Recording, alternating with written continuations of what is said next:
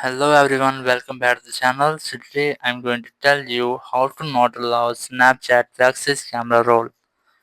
If you are using Snapchat and you want allow to Snapchat to access your camera, so let's see how can you do it.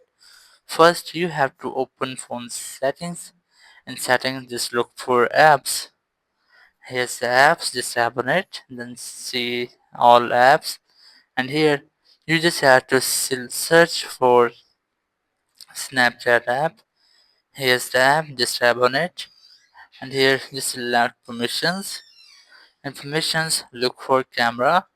Here you can see it has been allowed. You just have to select don't allow, so just tap on it. And after doing this, you have successfully don't allow Snapchat to access your camera. Thank you very much for watching the video. Until the next video, bye bye.